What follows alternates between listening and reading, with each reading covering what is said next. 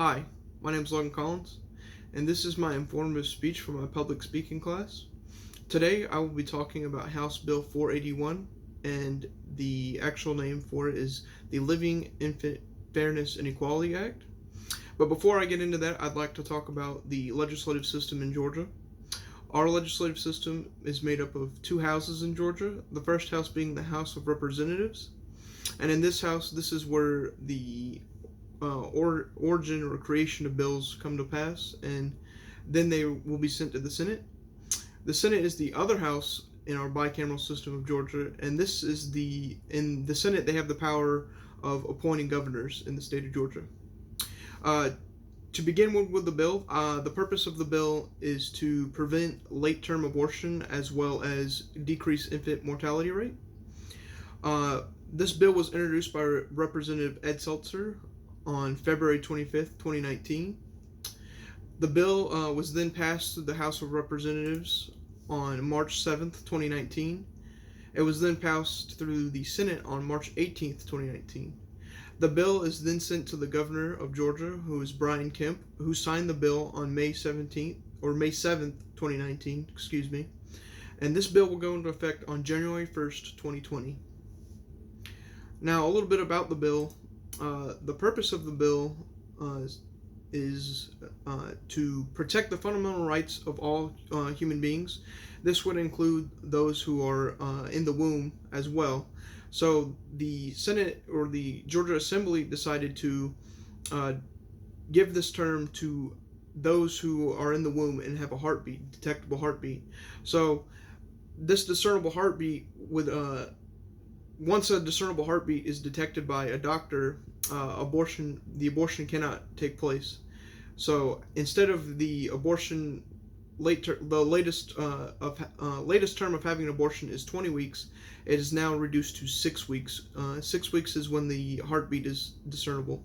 The state of Georgia states that since the modern medical science, not available decades ago, demonstrates that early infants in the womb are a class of living, distinct human beings, that among other individual human traits have their own distinct blood types, distinct organs, distinct central nervous system, unique fingerprints, unique genetic characteristics, and approximately 6-week gestational age, detectable human heartbeats. From earliest development, unborn children need only nourishment and safe environment to grow to full adulthood. So that's kind of the reasoning why behind the Georgia Assembly's reasoning for the bill. And how does this bill affect the public, and where does this law take precedence? Well, this bill affects all citizens of Georgia starting January 1st, 2020. It would override any local laws or any laws in certain cities that would otherwise try to do away with or take precedence, because in Georgia, in the United States, our federal system, our federal laws come first, state laws, and then local laws. So this law takes precedent all over the state of Georgia. When does this law go into effect? This law will go into effect January 1st, 2020, and it will affect all women. And so since this law is going into effect, it will affect all late-term abortion, so therefore women won't be able to have an abortion after 6 weeks.